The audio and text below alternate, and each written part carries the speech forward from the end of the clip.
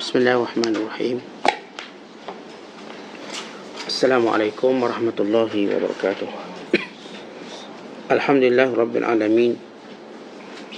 Wal aqibatu lil muttaqin wa la 'udwana illa 'alal zalimin. Asyhadu an la ilaha illallah wahdahu la syarika lah wa asyhadu anna Muhammadan abduhu wa rasuluh.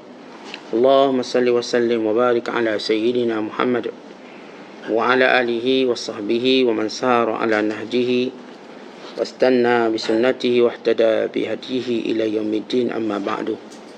Qala al-musannifu rahimahullahu ta'ala wa nafa'ana Allahu bihi wa bi'ulumihi fid dharain amin. Telah berkata Imam Al-Allamah Syekh Abdul Qadir Al-Jilani, semoga Allah Ta'ala merahmatinya dan kita mendapat manfaat serta barakah ilmunya. Mintalah kepada Allah ala kadar kekuasaannya.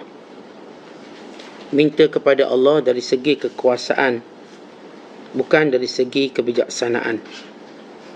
Minta kepadanya dari segi ilmunya, bukan dari segi ilmu kamu. Minta kepadanya dengan hati dan kebatinan kamu, bukan dengan kebijaksanaan lisan kamu. Minta kepadanya mana yang menyampai dari ilmu dan kuasa kamu. Berdiri di hadapannya di atas tumit muflis dari segala sesuatu. Dan jangan cuba meninggikan diri kepadanya. Jangan menunjukkan diri lebih berkuasa atau lebih berfikiran jauh. Jangan menolak pentadbirannya dengan pentadbiran kamu yang selalunya ditujukan kepada orang-orang yang bodoh. Siapa yang tiada mengamalkan ilmunya, maka dia adalah seorang jahil. Meskipun dia seorang yang pintar menjaga ilmu itu dan selalu mengamalkan makna-maknanya. Belajar ilmu tanpa amal akan menarik dirimu kepada manusia. Tetapi amalanmu yang dibuat dengan ilmu akan menarik dirimu kepada Allah Ta'ala. Menzuhudkanmu pada dunia. Membuka pintu hati dengan kebatinanmu. Menyibukkanmu dari ingat, hendak menghiaskan zahirmu, dan mengilhamkan dirimu untuk menghiaskan yang batin. Maka ketika itu Tuhanmu akan melindungimu, kerana sesungguhnya engkau sudah membetulkan dirimu untuk zatnya semata. Allah Ta'ala berfirman, wa huwa yatawalla salihin, dan dia Allah melindungi orang-orang yang salihin. Dia akan melindungi zahir dan batin mereka. Dia akan mendidik zahir mereka dengan kekuasaan, dengan kuasa kebijaksanaannya, dan melindungi batin mereka dengan kuasa ilmunya. Nanti mereka semua tidak akan lagi takut kepada selain Allah, tidak mengharap selain dia, tidak mahu mengambil kecuali daripada Allah sahaja, dan tidak akan memberi melainkan kerana Allah sahaja. Mereka akan merasa bosan dengan selain Allah, dan hanya akan merasa kemesraan dan ketenangan dengan dia sahaja. Ini masa akhir zaman yang telah banyak perubahan dan pertukaran padanya. Dia adalah zaman kelemahan, zaman nifak dan lakunya nifak. Muslimin dan muslimat sedang penonton yang dirahmati Allah sekalian, ada 3 perkara yang disampaikan oleh Syekh Abdul Qadir Al-Jilani. Yang pertama, bagaimana cara kita bermunajat kepada Allah, bagaimana kita memohon kepada Allah Subhanahu Wa Taala. Dan yang kedua, tentang bagaimana setiap ilmu yang kita tahu, yang kita pelajari, mesti diamalkan. Kerana itulah kemuliaan kita sebenar dengan ilmu, dan itulah yang sebenarnya diangkat darjat kita. Kemudian perkara yang ketiga, bagaimana Allah Ta'ala akan jaga orang-orang soleh. Siapa pun yang berusaha untuk mentaati Allah Subhanahu Wa Ta'ala, maka Allah Ta'ala akan menjaganya. Khususnya pada zaman yang berlaku pelbagai ikhtilaf, perbalahan, yang orang-orang munafik lebih laku daripada orang baik. Orang-orang fasik lebih dipandang daripada orang-orang yang soleh. maka Allah Ta'ala tetap memelihara orang yang soleh. Baik, perkara pertama bila disebut oleh Syekh Abdul Qadir rahmatullahi alaihi rahmatan wasi'ah tentang bagaimana cara kita minta dengan Allah. Bila kita minta dengan Allah, mintalah kepada Allah yang maha kuasa, yang sempurna kuasanya. Tidak ada sesuatu pun yang kita rasakan mustahil untuk kita meminta kepada Allah. Ya, memang kita diajar bila kita tidak perolehi sesuatu, maka kita melihat ini ialah kebijaksanaan Allah dalam memberi dan tidak memberi. Tetapi waktu kita meminta, maka mintalah dengan melihat Allah berkuasa atas tiap sesuatu. Sebab itu kata Nabi SAW, Udu Allah wa antum muqinuna bil ijabah. Doa pada Allah dan kadang kamu yakin Allah beri pada kamu. Adab kita minta dengan Allah, jangan kita rasa macam Allah tak boleh buat, Allah tak boleh beri. Kita rasa macam mustahil. Maka ini semua su'ul adab, adab yang tidak baik dengan Allah Subhanahu Wa Taala. Atau kita rasa Allah tak izinkan untuk kita. Lihat kekuasaannya. Allah berkuasa. Sebagaimana Allah menenggelamkan Fir'aun, Allah menghancurkan Numrus, Allah Ta'ala menenggelamkan Qarun, dan sebagaimana Allah berkuasa memusnahkan satu umat, bahkan satu dunia, sebagaimana Allah berkuasa mengayakan makhluk-makhluknya dan sebagainya. Maka demikian juga Allah berkuasa untuk berikan kepada kita. Maka doalah dengan membawa senantiasa keyakinan bahawa Allah Ta'ala akan memustajabkan kita. Kemudian Syekh Abdul Qadir menyebut lagi, bila mana kita berdoa, mintalah dengan ilmu Allah, bukan dengan ilmu kita. Sebab itu dalam istikharah kita kata, Ya Allah, kalau engkau mengetahui perkara ini baik untukku, duniaku dan kesudahan urusanku, maka takdirkan padaku. Jangan kita melihat pada ilmu kita, itu lebih baik. Tetapi melihat pada ilmu Allah. Ya Allah, sebab itu kalau kita hadam doa istikharah, apa yang kita kata dalam doa istikharah? Ya Allah, kalau engkau mengetahui, in kunta ta'ala, kalau kini engkau mengetahui dalam urusanku ini, anna hadzal am khairun li fi dini wa ma'ashi wa akibati amri faqdurhu li. Kalau urusan ini, Ya Allah, baik untuk kehidupanku, baik untuk agamaku, dan baik untuk kesudahannya, maka takdirkan bagiku. Sebab itu penting bagi orang beriman dalam munajat dia sebenar dengan istikharah.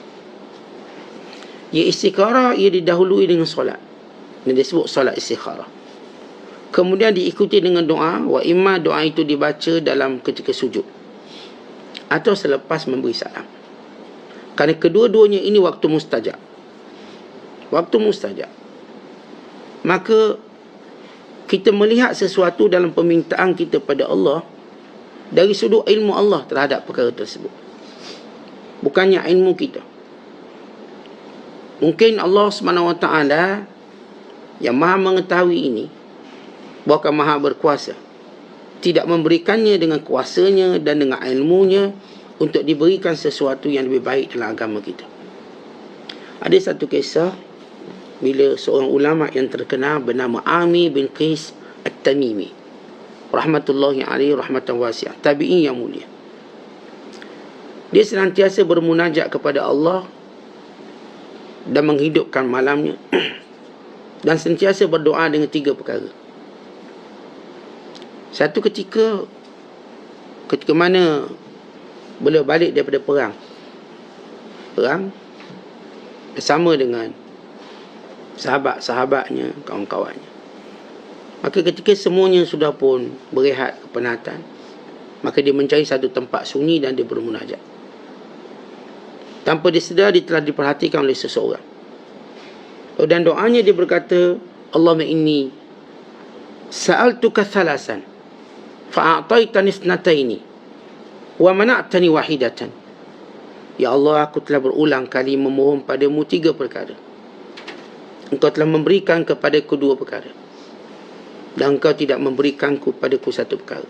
Ya Allah, aku mohon padamu 1 perkara ini, sehingga aku mampu melakukan ibadat mengikut apa yang aku suka dan apa yang aku hendak. Demikian kesudahan munajatnya setiap malam. Tetapi berbeza pada malam itu kerana ada seorang sedang memerhatikannya. Akhirnya dia tahu bahawa ibadatnya sedang diperhatikan, maka dia mula rasa takut. Ya, kerana orang-orang yang baik hubungan dengan Allah, mereka bimbang kebaikan mereka diketahui manusia. Sebab bagi mereka itu alamat ditolak kebaikan. Bagi mereka. Bagi kita, kalau orang tahu, kita okey. Bahkan mungkin bertambah okey. Bagi mereka, sebagaimana kita orang awam menutup keaiban, mereka menutup kebaikan. Mereka menutup kebaikan sehingga supaya mereka dianggap seperti orang biasa. Tidak nampak bahawa orang ni lebih dalam ibadat. Orang biasa macam biasa. Lalu dia rasa takut. Dia berkata, ustur anni, tolong jangan sepakan. Tolong jangan beritahu. Lalu kata lelaki ni, naam, bisyar. Dengan syarat. Beritahu aku apa 3, 2, 1 tu apa benda. Minta 3, dapat 2, tak dapat 1. Maka kata dia, yang pertama aku doa kepada Allah supaya aku tidak terfitnah dengan wanita. Maka sepanjang hidupku aku pun tak peduli perempuan tu dara, janda, kecil, besar, macam tak peduli benda tu semua. Lihat perempuan macam melihat benda lain yang kita tak berminat untuk tanya. Kita kan setengah kita bila tengok je perempuan, minat nak tanya, janda ke? Anak dara ke? Bini siapa? Kita minat bertanya. Kenapa kecenderungan fitnah wanita tu ada pada setiap kita? Sama juga perempuan, dia pun minat tanya lelaki tu siapa tu? Bujang lagi ke? Duda ke? Atau sebagainya. Itu kecenderungan biasa manusia. Bertanya. Dan berminat untuk tanya. Dan maklumat tu kita lebih minat daripada maklumat kaji cuaca. Sebab cuaca pun kita tak peduli sangat, hujan, ribut, petik. Tapi nak tanya, perempuan tu dah ada orang belum? Kita nak tanya, walaupun kita dah kahwin ni. Itu perkara fitrah manusia nama lelaki. Dan fitrah manusia nama perempuan. Tetapi amin doa, ya Allah, bila aku tidak fitnah dengan perempuan, tidak terfitnah. Maka dia tak pernah peduli dengan wanita. Yang kedua, aku berdoa pada Allah supaya aku tak pernah takut pada orang melainkan Allah. Maka dua perkara ni aku dapat. Aku tak pernah jumpa manusia yang aku takut. Tak pernah. Siapa pun dia, khalifah ke, gangster ke, aku cuma takut Allah. Ya, doa yang barangkali kita jangan berdoa dengan doa ini. Kerana kedua-dua doa ini menyelamatkan akidah dan agama. Pernah tak kita doa, ya Allah, janganlah aku takut pada sesiapa pun melainkan kamu. Kita tak pernah doa tu, lipas pun takut. Melompat kita. Lipas takut, cicak takut. Ni nampak cicak tu, kita melompat sampai atas washing machine. Kenapa takut? Doa tak? Doa. Ya Allah, biar aku tak takut melainkan pada kamu. Ni kalau nampak lipas ke cicak, kita ambil dia, ambil. Boleh buat susun, buat aksesori. Sebab apa kita berani ambil? Ya, ada seorang geli. Geli tu ialah sifat-sifat takut kita.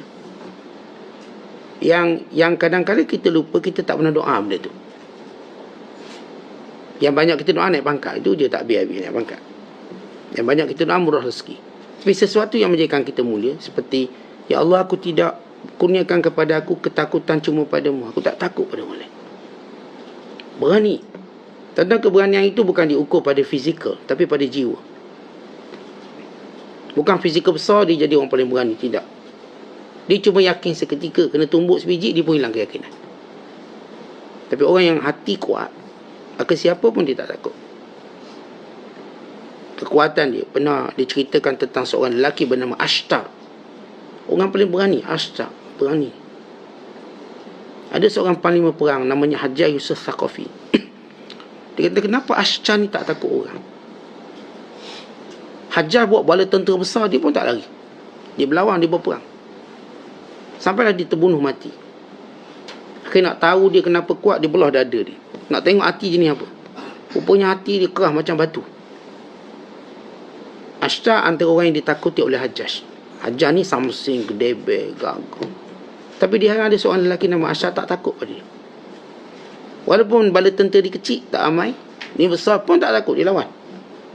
Ya, ada orang Allah beri dia berani. Berani. Tapi sebenarnya tuan-tuan, kadang-kadang berani itu suatu gifted yang Allah bagi. Tapi lebih hebat berani yang kita minta dengan Allah. Sebab kalau berani yang jenis Ustaz dia memang lahir tu berani. Kadang-kadang berani itu disalahguna. Berani disalahguna. Tapi kita nak minta berani yang Allah beri kat kita. Kerana bila Allah beri, maka keberanian itu keberanian yang memberi kebaikan pada kita. Dan aku minta yang ketiga Allah tak bagi. Ni memang aku tengok perempuan tak ada apa, aku pun tak takut siapa-siapa. Satu. Lalu kata orang ni minta apa, satu tak boleh. Aku minta ya Allah, biar dalam hidupku aku tidak pernah mengantuk. Supaya aku dapat buat ibadat tanpa mengantuk. Dan ini juga kita tak, kadang-kadang kita tak mohon pun. Pernah tak kita mohon ya Allah, aku doa padamu biar aku tak mengantuk dalam kuliah? Pernah tak? Kita doa. Bagus tak doa? Bagus tak doa?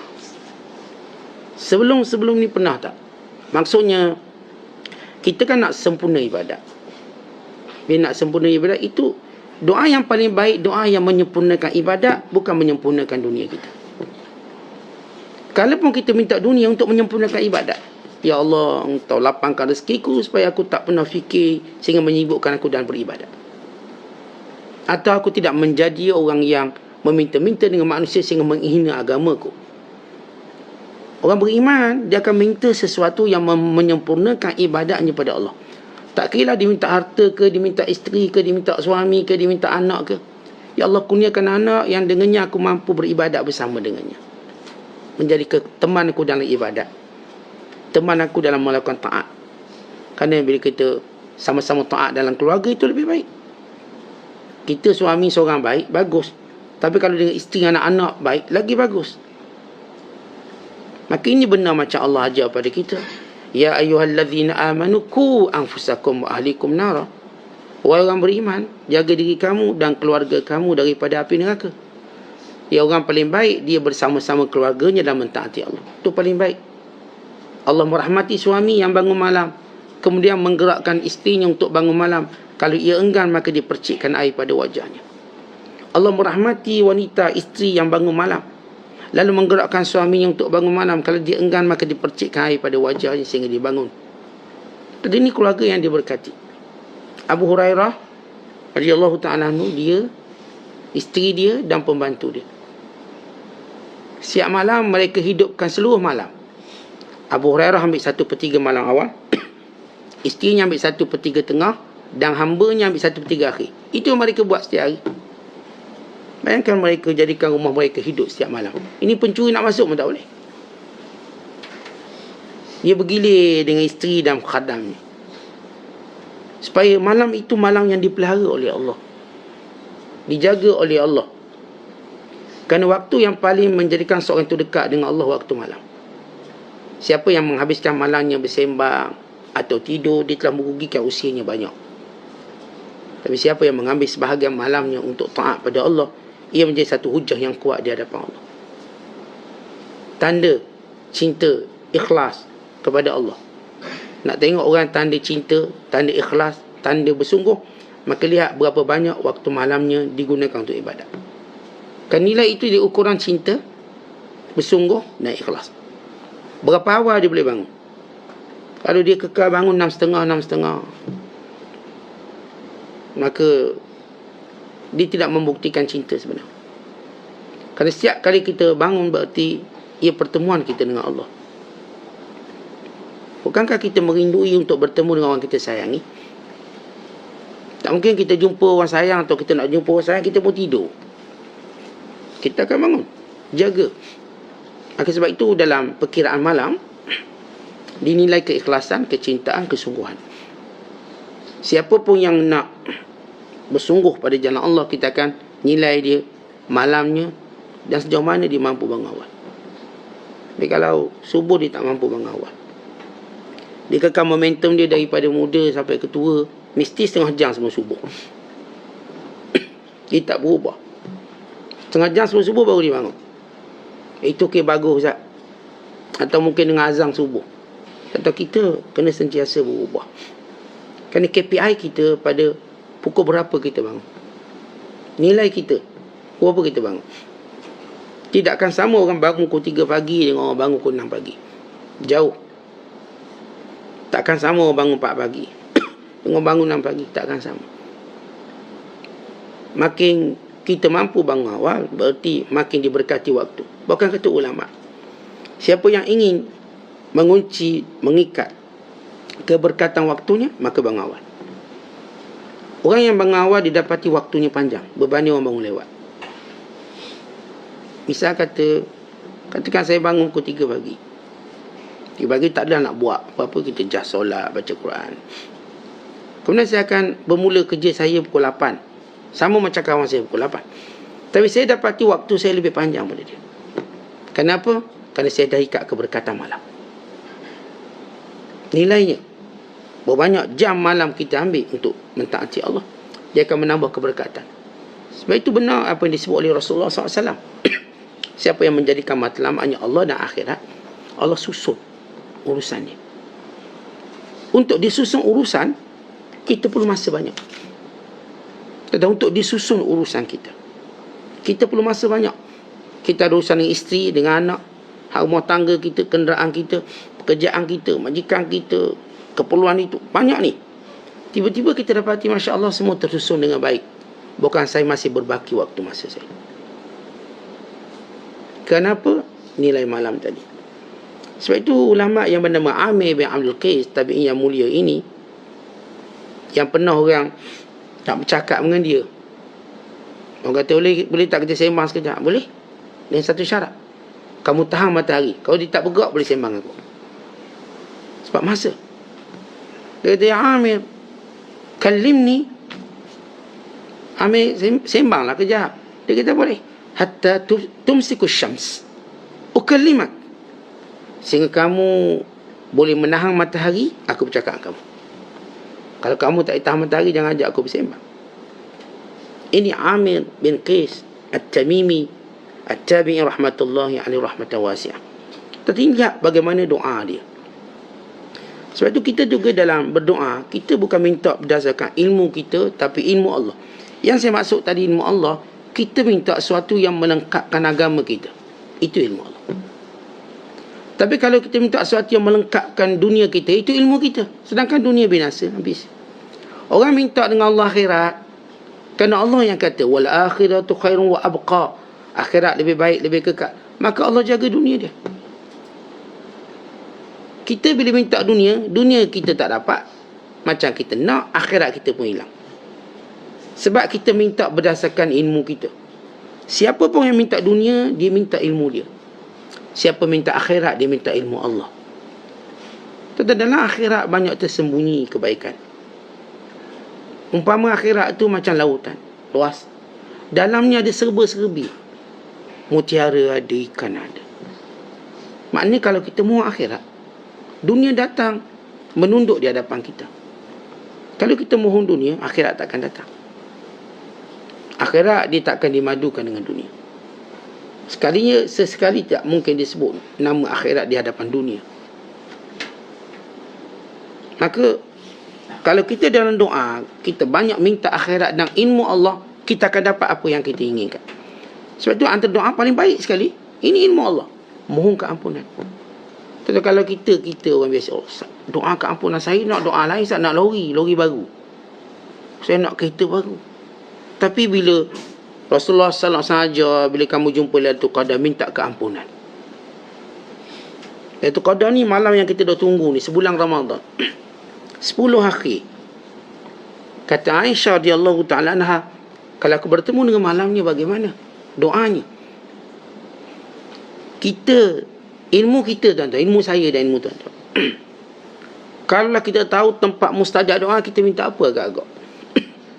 Terus minta anak biar straight A SPM barangkali. Sebab saya ada anak ambil SPM. Terus mungkin kita minta biar projek tu jadi. Terus kita minta biar bini kita yang tak beranak tu beranak lagi. Biar kalau boleh kembar 7, kembar 8. Lama tunggu anak, senang beranak sekali terus. Kita pasti melihat keinginan duniawi kita. Ini ilmu kita dan ilmu saya, berdasarkan kebiasaan kita. Tapi ilmu Allah apa dia? Allah ajar kita minta ampun. Sebab dengan keampunan, kita akan dapat semua benda kita nak. Kerana manusia dihijab rezekinya sebab dosa, tanpa kita sedar. Tentu yang paling malang dalam hidup kita, dosa yang kita tak sedar. Yang dosa yang kita sedar, dengan mudah kita akan rasa bersalah. Ini dosa tak sedar ni, tiap hari hidup tak rasa berdosa. Rasa macam okey je. Yang penting kita happy. Maka setiap hari kita happy, boleh makan aiskrim, boleh minum kopi, boleh berjalan, boleh berlari, boleh melancong ke sana ke sini. Happy, kita lupa satu benda yang patut orang beriman fikir setiap hari, dosanya. Orang yang tak pernah fikir dosanya, sebenarnya orang yang membiarkan dirinya binasa. Yang berfikir dosa, orang ini sentiasa menjaga keselamatannya. Tetapi setiap hari kita fikir tak dosa kita. Sedangkan Nabi SAW pun fikir dosa baginda, walau Nabi tak berdosa. Dengan istighfar baginda. Wa inni la astaghfirullah wa atubu ilaihi fi kulli yawmi atamarrah. Aku sentiasa mohon ampun pada Allah. Bertaubat pada Allah 100 kali sehari. Sebab tu kata Nabi SAW, supaya kebimbangan kita utama biar pada dosa. Siapa yang kebimbangan utamanya pada dosanya, maka Allah amankan segala-gala kebimbangan yang lain. Kita bimbang kereta tak boleh bayar bulan ni, rumah tak boleh bayar bulan ni, kita bimbang ni duit yuran anak kita, bimbang. Tak, kenapa tak bimbang dosa? Ia kemurkaan terbesar dalam hidup. Siapa yang bimbangkan dosanya, maka Allah hilangkan kebimbangan lain. Tentang kita duk galik kebimbangan-kebimbangan lain yang setiap hari makin bertambah kebimbangan tu.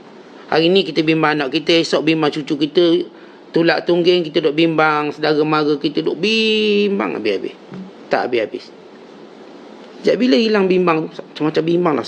Zaman sekarang pula bimbang rumah orang curi, bimbang scammer, kita bimbang kawan hutang tak bayar. Duk cerita bimbang 1000 kebimbangan, dia lupa kepada ibu segala kebimbangan dosa dia. Wala takhafanna illa dzambak. Jangan kamu bimbang melainkan dosa kamu. Sebab dosa tu ibu dia. Ibu kepada segala kebimbangan dan segala permasalahan rezeki. Bukankah Nabi sallallahu alaihi wasallam menyatakan, innal abda la yuhramur rizq bi dzambin yusibu. Hamba Allah itu terhalang dapat rezeki sebab dosa dia buat. Bayangkan malam Lailatul Qadar kita diajar minta, Allahumma innaka afuwun tuhibbul afwa fa'fu anni. Ya Allah, Engkau Maha Pengampun, ampunkan aku. Ya Allah, Engkau Maha Pengampun, Engkau suka memberikan ampunan, ampunkan aku. Tuan-tuan, berpenat kita beriktikaf, berpenat kita melakukan ibadat, mencari Lailatul Qadar. Bila kita jumpa hanya minta, ya Allah ampunkan dosaku. Ya, itulah ilmu Allah pada kita. Kita duk fikir, Ustaz, kalau kita tanya orang biasa-biasa lah, kalau tu kadang nak doa apa, doa lah Ustaz, kita dah bujang lama nak kahwin. Kita kata, Ustaz saya ni dah lama dah niaga tak jadi-jadi, biar doa menjadi. Dia pun pesan, Ustaz, kalau Ustaz jumpa tu kadang doa sekali untuk saya, biar bisnes jadi. Tadi lupa benda yang Nabi sebut tu, minta ampun. Ustaz tak boleh ke minta benda lain? Boleh, tapi minta ampun keutamaan. Dia kita kadang-kadang, tuan-tuan sekalian, benda yang memang Nabi suruh dan beri keutamaan, kita tinggalkan. Benda yang Rasulullah tak buat, bukan keutamaan. Walaupun kita boleh tak boleh, itu hal kedua. Tapi kita beri keutamaan tu. Ni zikir utama yang kita diajar, la ilaha illallah. Kita nak zikir pula, ha ha ha hu hu hu. Yang afdalnya la ilaha illallah. Duk ha hu pula, kenapa? Ustaz, ni kan boleh. Baik, kita bukan bahas tentang boleh tak boleh. Isunya keutamaannya di mana. Kita bukan bahas boleh tak boleh. Malam Lailatul Qadar kita tak bahas boleh tak doa saya nak naik pangkat. Kita bukan bahas boleh tak boleh. Yang menjadi keutamaan tu yang kita lepaskan, kenapa? Yang keutamaan. Kita kata orang ni dia duk sayang anak-anak orang. Saya kata tak apa sayang anak orang. Masalah utamanya anak kita sendiri kita tak sayang, tu masalah kita. Keutamaan kita sayang anak sendiri dulu sebelum cerita sayang anak orang. Dia duk sayang semua bini orang. Bini dia tak sayang, tu masalah utama. Kita hidup perhatian dengan keperluan bini-bini orang. Apa saya nak tolong-tolong. Perhatian. Tapi dengan bini dia tak perhatian. Dia tak tanya pun. Apa masalah awak? Bini orang semua ada masalah apa? Bagus tak perhatian tu? Bagus. Tapi keutamaan pada isteri dia. Saya katakan Lailatul Qadar, tuan-tuan nak doa apa? Doa lah. Bagus. Tapi keutamaan kat mana? Keutamaan. Kalau kita duk hari ni duk bahas tentang zikir. Tuan-tuan, kita cerita keutamaan. Afdaliyat, aulawiyat kat mana? Yang kita akhirnya duk bincang benda-benda yang boleh atau tak boleh. Yang dah jelas terang yang baik itu kita tak nak ambil. Dan tak nak jadikan sebagai iltizam kita. Itu lebih baik. Oleh sebab itu saya nak doa pada malam tu qadar, mohon ampun. Itu keutamaan doa saya. Kalaupun saya ada kebimbangan nak mohon itu dan ini, saya yakin dengan doa meminta ampun Allah menghilangkan semua kebimbangan.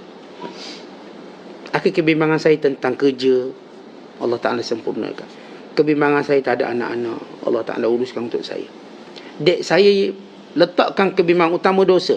Sebab Allah paling mengasihi orang yang paling bimbang tentang dirinya, dosanya. Allah kasihan hamba yang menangis kerana fikir dosanya. Tapi Allah tak pandang kasihan orang yang menangis hanya kerana tak dapat kerja lagi.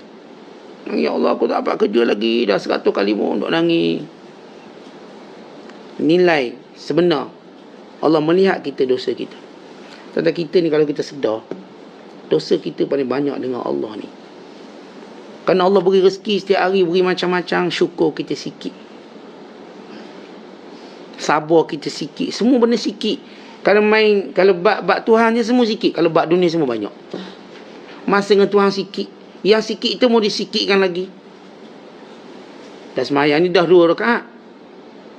Kira-kira 2 rakaat ni adalah 3-4 minit, 5 minit. Pun disikitkan lagi. Dalam solat pun dia tak ingat Tuhan ni. Pun Allah masih beri kita rezeki. Lalu kita tak bimbang kecuaian itu di hadapan Allah. Kalau kita fikir, tuan-tuan sekalian, bahawa ilmu Allah yang Allah ajar kita, apa dia? Bimbangkan dosa kita. Dalam Quran banyak ayat Allah sebut tentang dosa kita. Allah ajak kita kembali untuk memohon ampun. Sebab itu saya nak minta dengan ilmu Allah, bukannya dengan ilmu saya. Kalau kita minta dunia, itu ilmu kita. Sebab itu tak dapat, kita pun menangis, kita mengadang. Itu ilmu kita. Bagi kita, kalau tak dapat ni tak bahagialah saya. Jawapannya tidak. Cuba kita ke belakang balik. Kena ingat balik doa-doa dunia kita yang kita tak dapat. Rugi ke kita? Tak. Bagus juga tak dapat. Mana benda dunia itu? Satu ketika kita nampak tak perlu pun kadang-kadang. Atau kadang-kadang kita minta bersungguh, ya Allah, bila aku berjaya interview ni, dapat kerja. Dapat kerja 2 hari berhenti. Semayang ajak setiap malam untuk dapat kerja. Dapat dia boleh berhenti. Lihat dunia, kesudahan dia. Kita minta nak jadi orang tu, jadi orang ni. Dapat kita pun boleh berhenti pula. Pelik. Kadang sekampung dah minta doa lah biar anak saya boleh masuk U. Kita pun sama doa boleh masuk U. Bila masuk U, tak nak lah U ni tak sedap. Nak U lain pula. So Tok Iman doa U lain pula. Kena ubah doa lah U lain pula. Dapat tak nak lah U ni pula. Ini cerita dunia. Siapa pun bila dibuka dari kehidupannya ke belakang, melihat setiap permintaan dunia, akhir dia tak nampak pun kehebatan kat mana. Tapi bila dia minta akhirat, dia minta sesuatu berdasarkan ilmu Allah, maka dia nampak kemanisannya. Sebab itu kita nak berdoa sesuatu ilmu Allah. Yang kita sebut apa ilmu Allah? Kalau tuan-tuan minta dunia bagi melengkapkan akhirat, maka itu ilmu Allah. Kita bukan nak dunia untuk melengkapkan nafsu syahwat, kerana nak jaga agama. Kalau saya minta jodoh untuk menjaga agama saya, supaya saya tak cenderung pada perkara yang tidak baik. Kalau saya minta dunia untuk saya jadi kaya, untuk menjaga maruah agama saya, maka ini jihad terbesar bagi seorang yang mencari rezeki untuk menjaga maruah. Sebagaimana dalam hadis yang sahih, Nabi SAW menceritakan, kalau dia mencari rezeki untuk dia menjaga maruahnya, supaya dia tidak meminta-minta dengan manusia, dia berada pada jalan Allah, mencari rezeki. Sebab itu saya ambil dunia untuk lengkapkan akhirat. Saya tak ambil dunia untuk lengkapkan nafsu saya, benar-benar untuk lengkapkan akhirat. Kemudian kata Syekh Abdul Qadir, jangan menolak takdir Allah dan pentadbirannya. Kan itu tanda kamu melihatnya sebagai bodoh, sebagaimana kamu menolak orang bawah kamu. Kata gini, kita bos, bila orang bawah dia bagi cadangan, kita pun tolak untuk tunjukkan bahawa cadangan kau tu tak bagus, tak elok. Kita rasa berkuasa. Baik, sama juga bila Allah Ta'ala berikan kepada kita sesuatu, takdir, kita pun tolak. Seperti kita anggap apa yang Allah Ta'ala takdirkan pada kita benda tak baik, walau ia benda baik. Ia datang daripada Allah yang maha bijaksana. Sebab itu disebut dalam hadis, ma qadallahu laka qada'an illa kana khairan laka, atau kama qala sallallahu alaihi wasallam. Tidak Allah Ta'ala takdirkan pada kamu sesuatu takdir melainkan baik untuk kamu. Dan sebab itu orang beriman, dia hidup dengan kaedah itu. Dia mengetahui, sebagian disebut oleh para ulama, orang beriman dalam hidupnya, dia ada 4 pegangan yang menjadi kekuatan dia. Yang pertama ialah takwa dia pada Allah dengan memenuhi seluruh perintah Allah. Takwa dia, apa pun perintah, apa pun larangan. Yang kedua ialah dia menerima segala qada Allah. Dia terima. Tak kiralah buruk baik pada akal dangkal dia, tak kiralah sampai membabitkan kesedihan dan sebagainya, dia tetap menganggap baik dan dia terima. Yang ketiga, dia meyakini setiap kali susah mesti ada kesenangan. Mesti ada. Inna ma'al usri yusra. Allah dah sebut selalu. Susah macam mana pun kita akan ada senang. Jangan bimbang. Yang keempat, dia tidak pernah berputus asa dari Allah. Ini sifat orang beriman dalam kehidupan dia. Ini 4 basic. Takwa dia pada Allah, menerima segala qada dan qadarnya, meyakini setiap benda susah mesti ada senang, dan dia meyakini bahawa ataupun dia tidak pernah berputus asa dengan Allah. Tuan-tuan cuba kita pegang 4 ni, kemas-kemas, kuat-kuat. Nescaya kita orang hidup tak ada masalah. Sebab saya tak pernah putus asa dengan Allah. Andai kata ada orang saya sayangi sakit, saya tak pernah putus asa. Saya yakin. Sampai masa dia akan pulih. Sampai masa dia akan okey, dia akan baik. Dan demikian juga saya tetap yakin, susah macam mana pun hidup kita ni akan ada senang dia. Macam mana pun susah, akan ada senang. Bahkan kalau kita perhati betul-betul, senang kita banyak pada susah. Dan yang susah yang masih ada tu, kita pun tunggu nak senang juga. Allah akan beri senang dalam hidup kita. Kita senang bernafas, senang mendengar, senang melihat. Ini benda senang-senang yang kita terlepas pandang. Kita alhamdulillah senang kencing, senang berak. Itu semua benda-benda kita terlepas pandang. Senang kita. Kita tuan-tuan senang tidur, senang bangun. Benda-benda yang kita terlepas pandang. Kita cuma fikir nak senang harta. Yang lain puluhan senang tu kita dah ada. Kita nak senang harta pula. Pun begitu. Susah tadi tetap akan berakhir dengan senang. Ini janji Allah. Last sekali apa yang kita nak dapat. Orang beriman hidup dengan 4 perkara. Takwanya pada Allah, menerima segala qada dan qadar Allah, meyakini apa pun susah mesti senang. Apa pun susah senang. Kadang kita tuan-tuan ada kerja, saat saya ni kerja kurang, susah sikit lah. Lama-lama kamu senang. Lama-lama kita kalau pun tak dapat pekerja, kita boleh buat kerja 10 orang buat. Kita ni Allah bagi kita kekuatan, kerja 10 orang saya boleh buat seorang je. Ada orang tuan-tuan kita kalau lapah lembu, bakal sekampung belum siap lagi. Ada orang Allah bagi seorang dia setengah jam siap lapah lembu. Dia seorang dia buat. Macam mana Allah Ta'ala tambah keberkatan? Sebagai contoh dalam hidup, ada kadang-kadang kita kata susah-susah, pekerja tak ada. Saya ada 2 orang kerja, patut 3, berat. Susah ni, jangan bimbang. Lepas ni senang. Senang macam mana ni, susah ni. Teruskan. Bergantung pada Allah.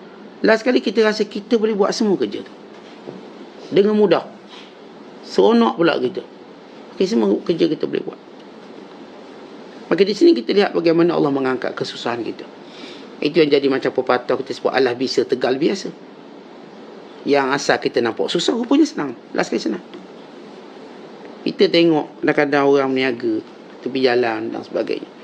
Dia nak turun barang, buka kemok, nampak macam susah. Dia pun mula start bisnes susah-susah. Kita kena pergi awal. Kadang-kadang kita Ustaz, saya pun kadang-kadang solat subuh lambat sikit Ustaz. Sebab kita orang turun sebelum subuh Ustaz, buka kemah bla bla bla bla. Jadi sempatlah saya subuh Ustaz. Jadi kuliah subuh kita dengar cara lain Ustaz. Dengar dulu, zaman dulu dengar pakai mikrofon kuat. Dengar kuliah tak miss. Sebab dia aku dekat speaker surau masjid. Mula nampak susah. Sebab ya, bayangkan susun meja kemah. Lama-lama jadi macam biasa. Sekejap siap. Dia boleh sambil menyanyi dia buat tu. Dia punya senang hatinya. Dulu berkeruk dahi, dia fikir malang nasi aku. Kalau lagu pun lagu sedih lah dulu, lagu sedih. Sekarang lagu happy. Lagu balik kampung je. Kenapa dia dah mula? Biasa. Begitu Allah bisa terbiasa dalam kehidupan. Siapa pun belajar. Umur saya tingkat 4. Lah susah. Lama-kelamaan tak nampak tangga tu, tahu-tahu sampai dah. Dulu rasa macam rumah tingkat 4 ni tuan-tuan. Dia ni tak ada lift pula. Jalan kaki, Allah penatnya. Sakit lutut. Lama-kelamaan rasa biasa. Alhamdulillah tak ada apa-apa. 2-3 tahun duduk tingkat 4, okey. Jalan turun, 10 kali turun naik, okey. Bukan seronok pula. Ini kita susah jadi senang.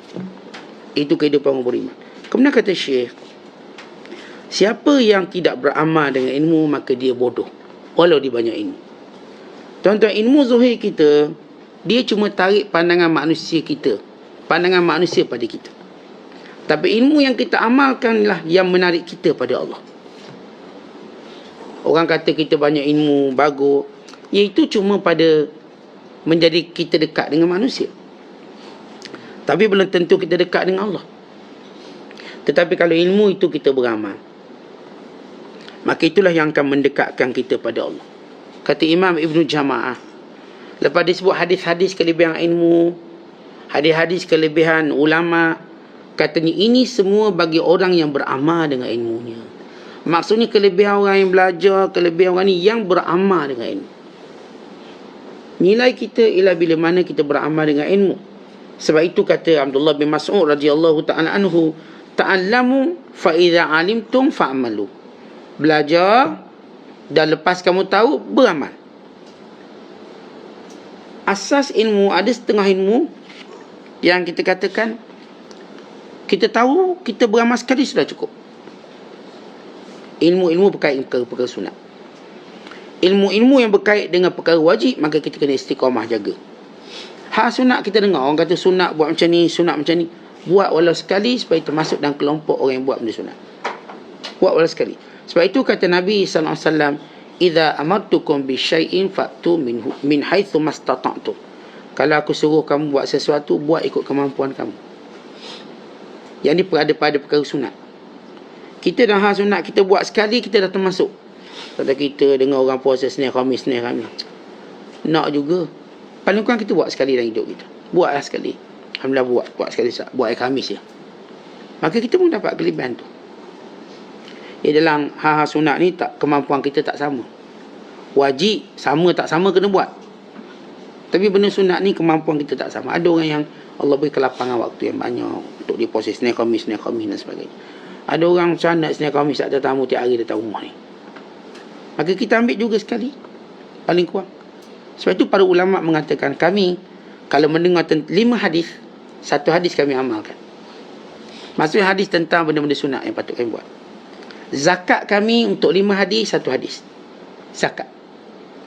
Kita kan kalau sebut zakat 2.5%. Zakat tanaman macam ni, zakat ternakan macam ni. Mereka sebut ini sebagai zakat ilmu.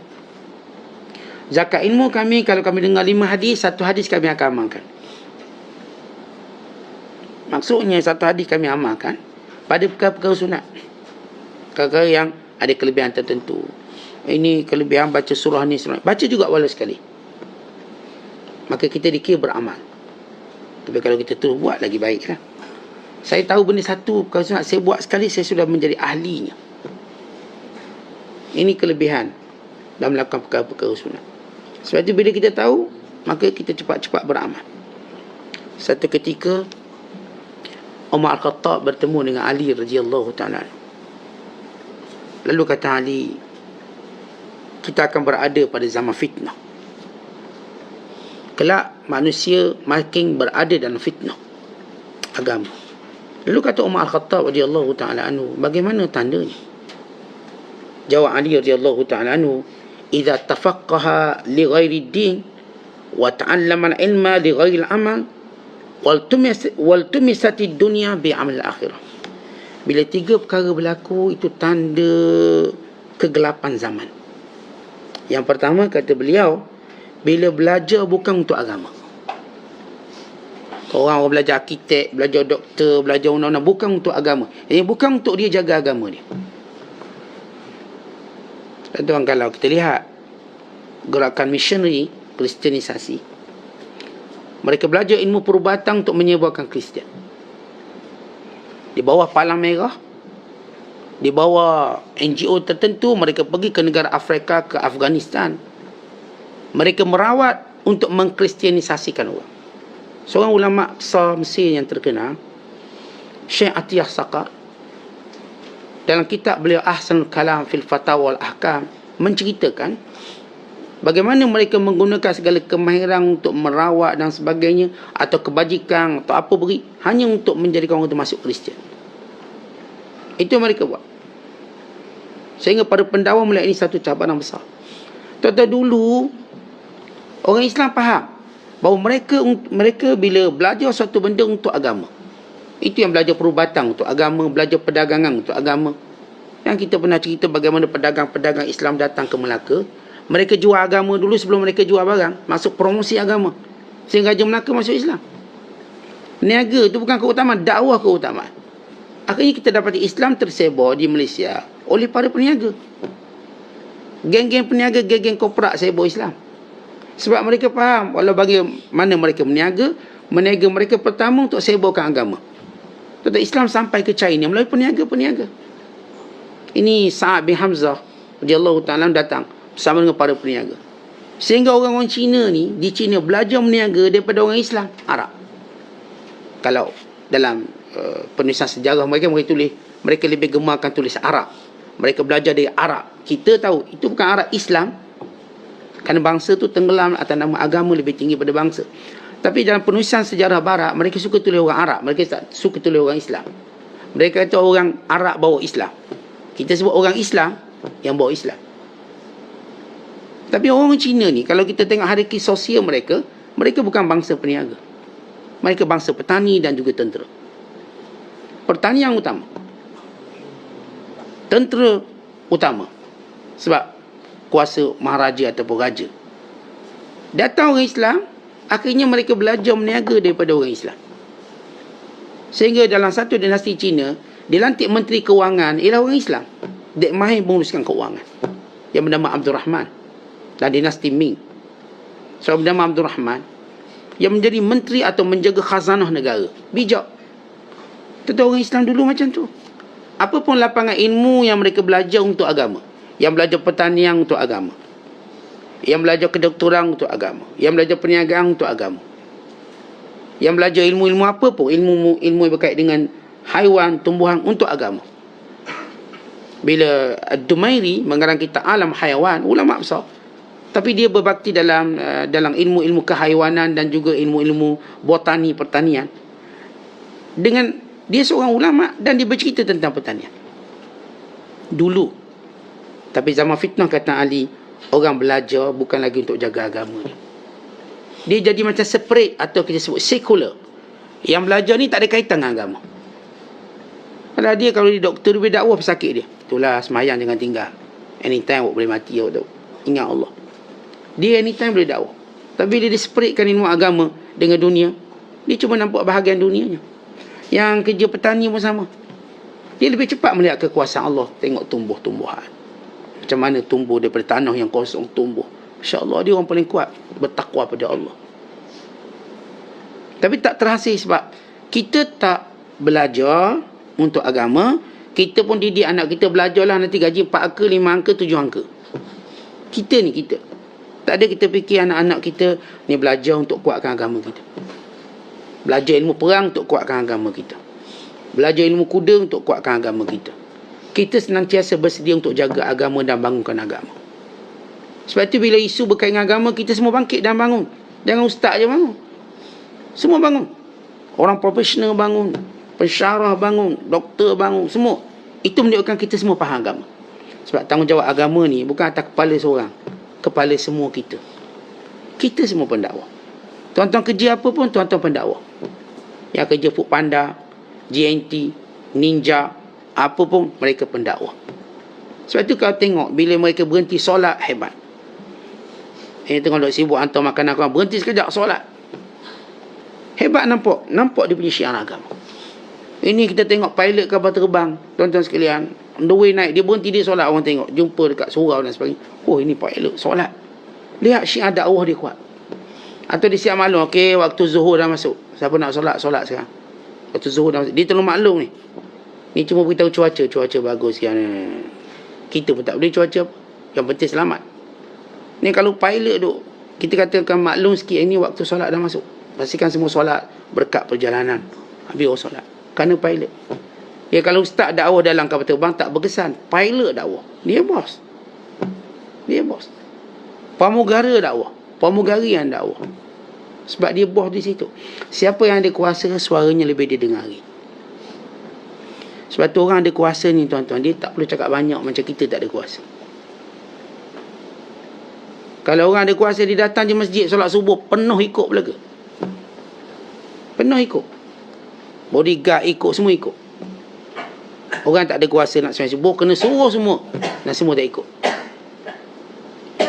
Ini fitnah pertama, bila belajar bukan agama. Yang kedua, kata Ali radhiyallahu ta'ala anhu, dia belajar ilmu bukan untuk beramal. Ta'allam al-ilm li ghairil amal. Belajar, tapi bukan nak beramal, tapi nak berbalah. Berbalah so. Dia kalau berbalah join sekali ni, itu sampai 40,000 komen. Gaduh. Tapi untuk beramal tidak. Ini fitnah ke zaman yang kita kata pada kita. Tentang berapa banyak ilmu yang kita belajar, sejauh mana kita beramal. Kita kena kaji baliklah, checklist, buatlah checklist. Tentang ini peluang kita nak muhasabah kat dunia. Dah mati, akhirat kelak dah tak ada dah kita.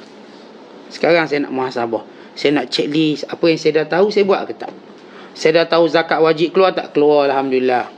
Saya dah tahu wajib tutup aurat, saya dan anak-anak saya buat tak buat, bukan saya dah suruh. Bini saya pun saya dah pakai tudung lain lah, bagi tudung lain untuk dia lebih sempurna tutup aurat. Saya dah tahu waktu sembahyang sebaik-baiknya di awal waktu, maka saya dah buat kerja saya dah rehatkan dia betul bertepatan awal waktu solat, supaya dia boleh solat. Ada seorang anak murid saya, dia amat gembira bila dia berjaya keluarkan semua pekerja solat jemaah. Kemudian, Ustaz, saya ni oleh kerana pekerja saya ramai, saya buat 2 surau, Ustaz. Boleh tak?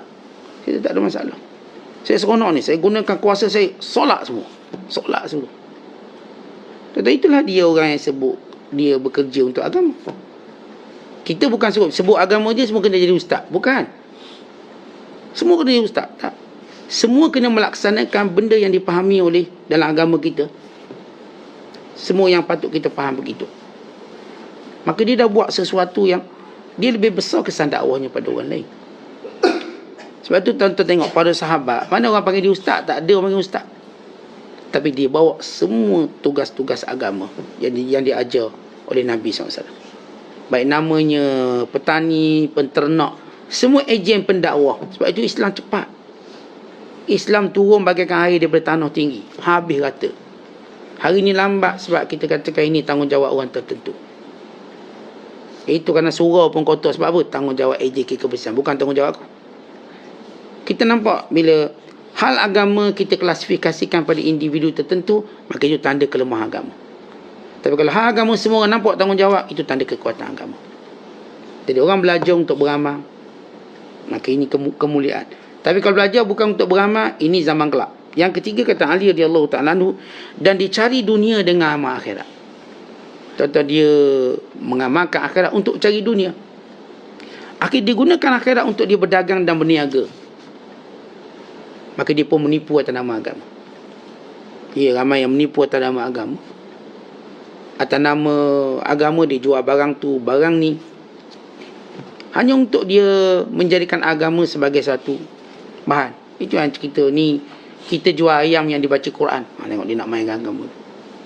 Ayam orang lain tu tak baca Quran tu. Ayam kita hafiz 30 juzuk. Sebab kita dengar Quran kat ayam, kandang ayam. Orang Quran suruh dia dengar, dia suruh ayam dengar. Ini ayam ni pun kita pasti dia berkahwin, dia tak berzina. Pulak dah.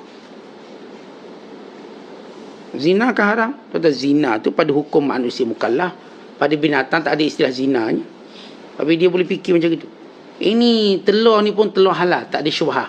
Sebab lahir daripada perkahwinan yang halal, ayam. Oh, duduk corner sana, corner. Dan ini semua benda-benda yang menakutkan kita. Bila orang guna agama untuk meniaga, menakutkan. Dia bukan guna agama untuk menjaga agama, tapi menjaga dunia dia. Sebab itu berlaku macam Kristian dan Yahudi menggunakan agama untuk mengayakan dirinya dan menyeleweng agama. Tetapi kalau dia cakap agama betul, tak ada isu. Isunya ialah bila dia mula seleweng-selewengkan agama demi mendapat bahagian mereka. Itu terjadi pada nasib pada kitab Taurat dan Injil. Diselewengkan, dipindah, ditokok tambah.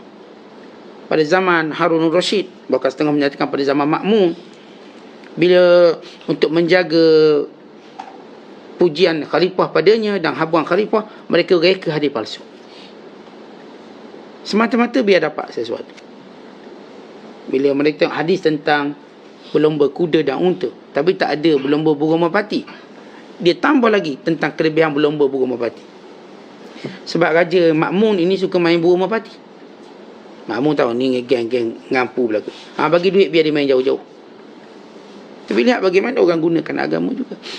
Sebab itu terjadi hadis-hadis palsu kalangan orang yang nak mengambil kesempatan daripada agama. Maka ini kesilapan besar yang berlaku fitnah. Kan itu Bani Israel, kata Nabi SAW. Inna Bani Israel lamma halaku qassu. Bani Israel, bila mana mereka tidak beramal dengan ilmu mereka, maka tinggal lagi cerita.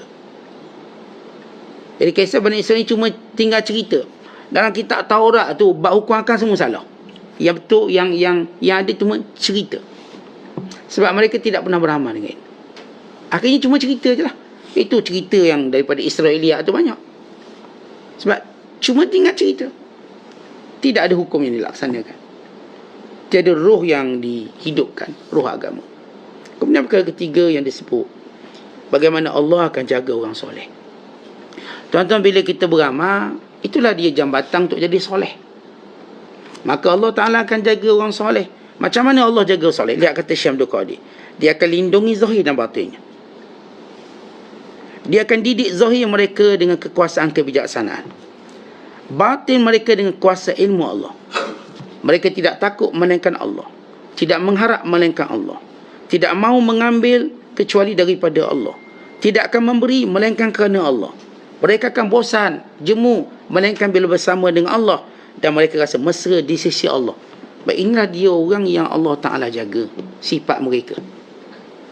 Bila Allah Ta'ala jaga, tuan-tuan sekalian, Allah jadikan kemesraan senantiasa.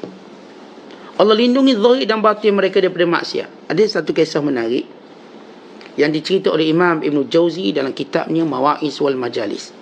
Satu benda yang menarik. Ada seorang lelaki namanya Abu Bakar Al-Miski. Abu Bakar Wangi. Kata terjemah bahasa Melayu lah. Abu Bakar si Wangi. Nama bahasa Arabnya Abu Bakrin Al-Miski. Ceritanya, tuan-tuan, kata Imam Ibn Jauzi rahmatullahi alaih, dia kalau berjalan bawa wangi. Dia cakap bawa wangi. Duduk dia wangi. Lalu kawan-kawan dia kata, Abu Bakar, mu pakai minyak wangi apa? Wangi. Maka kata Abu Bakar, aku ni dah bertahun tak pakai minyak wangi, tapi kami dapati wangi. Cakap wangi, duduk sebelah wangi. Dia kata, aku dah bertahun tak pakai minyak wangi, sungguh. Tapi ada satu kisah dalam hidup aku.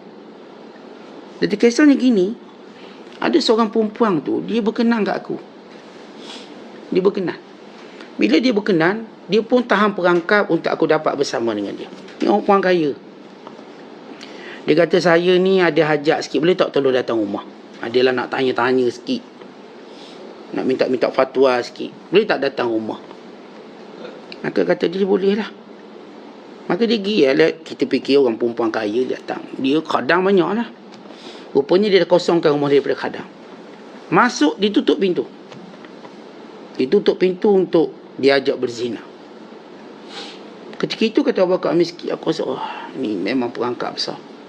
Dia takkan kita nak debit perempuan tu, tumbuk terus lagi. Dia perempuan ni, bila kita berada di hadapan mereka, fitnahnya besar. Cukup besar. Kalau seorang misal kata perempuan tu ajak buat kata elok, dia pun pukul perempuan tu, terus masuk penjara. Kenapa? Macam-macam gangguan seksual lah. Dia pula kena terbalik.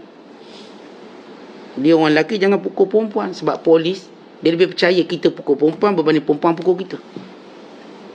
Dia polis lebih percaya kita orang lelaki raba perempuan berbanding perempuan raba dia. Kalau dia buat report, tuan saya nak report perempuan tu raba saya, polis bergolek ketawa. Tak logik. Itu kan fitnah dia besar. Sebab tu bila berhadapan dengan perempuan, bukan satu benda yang senang sebenarnya kalau difitnah. Sebagai kisah Nabi Yusuf AS. Baik, awak bila perempuan ini menggoda dia, macam mana Elah nak buat? Tak mungkin dengan nengkeng itu tak akan selamatkan dia. Akhirnya Allah beri dia idea. Dia kata, puan boleh sekejap boleh tak? Saya nak berak, sakit perut nak berak. Lepas ni okey lah berak. Okey boleh. Dia panggil jariah dia, dia hantar dia ke bilik air. Roil hammam. Pergi bilik air. Apa dia buat tuan-tuan? Tahi tadi dilomor ke tubuh dia semua. Kemudian dia datang balik dengan tubuhnya bertahi. Orang bernafsu macam mana pun bau tahi hilang selera. Hilang selera. Bau tahi. Macam mana pun kuat nafsu tu. Bau tahi hilang selera. Akhirnya perempuan ni kata, gila apa dia ni. Maka minta ni keluar.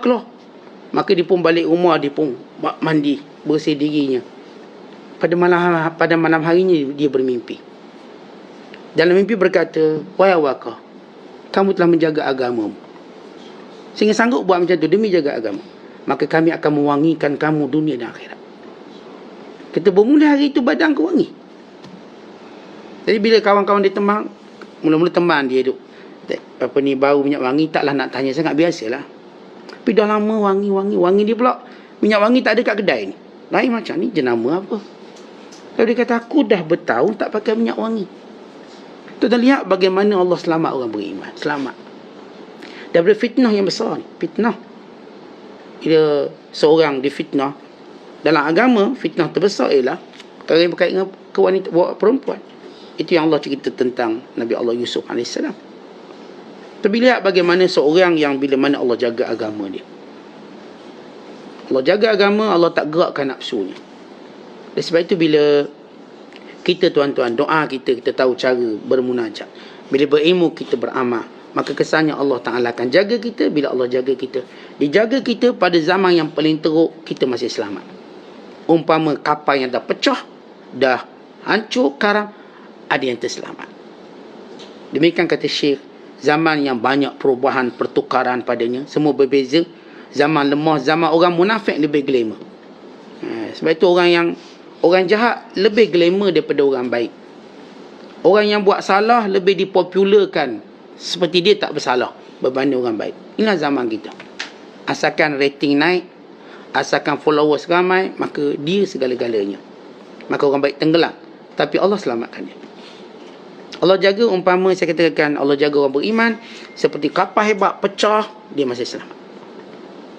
Walaupun terpaksa berpaut pada puing-puing kapal, tapi dia selamat untuk sampai ke daratan keredaan Allah SWT. Wallahu bissawab. Assalamualaikum.